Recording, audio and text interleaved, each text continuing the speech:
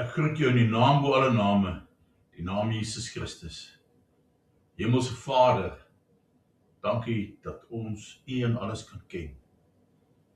Dankie dat ons wysheid ontvang en dat ons 'n verskil kan maak in ander se lewens. Dankie vir U teenwoordigheid.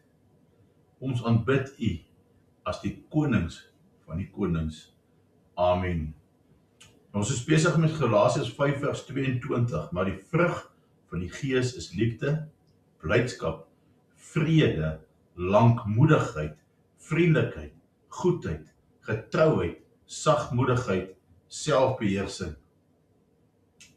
Lankmoedigheid, of beter bekend as geduld, iets waarmee die meeste mense sukkel.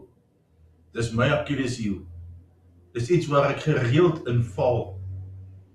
Bybelse lankmoedigheid is daai aktiewe, volhardende geduld wat foute en beproewinge, provokasie verdra sonder om vinnig in woede of wanhoop oor te skakel. Dit is 'n vrug van die Gees wat God se eie karakter weerspieël, wat stadig is om toornig te raak en ruimte te bied vir bekering.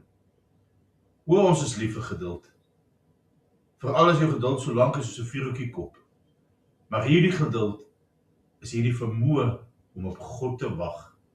Maak nie saak wat gebeur nie. Selfs al stort ons agenda in duie, ons planne verloop nie soos ons dit wil hê nie, dan bly ons geduldig. En dit gaan verder as blote wag.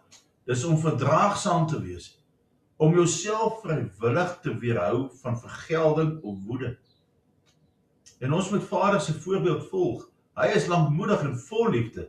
Psalm 86 vers 15 sê, maar U Here is 'n barmhartige en genadige God, lankmoedig en groot van goedertierenheid en trou.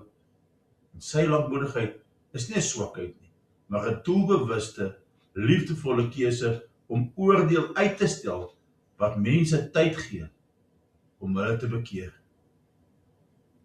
En as deel van die Gees, of die vrug van die Gees wat ons ontvang, word ware geduld deur die Heilige Gees voortgebring, eerder as menslike pogings, wat gelowiges in staat stel om ontberinge met genade te verdra en te verduur.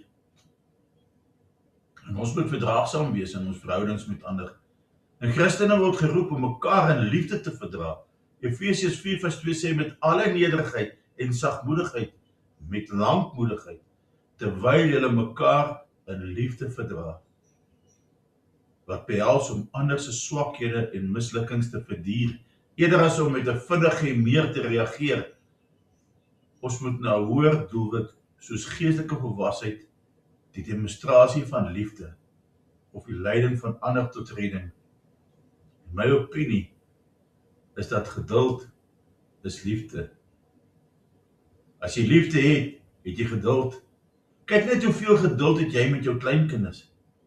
En hoeveel geduld het jy gehad met jou geliefde toe julle nog gevry het na mekaar? Waar is daai liefde vandag?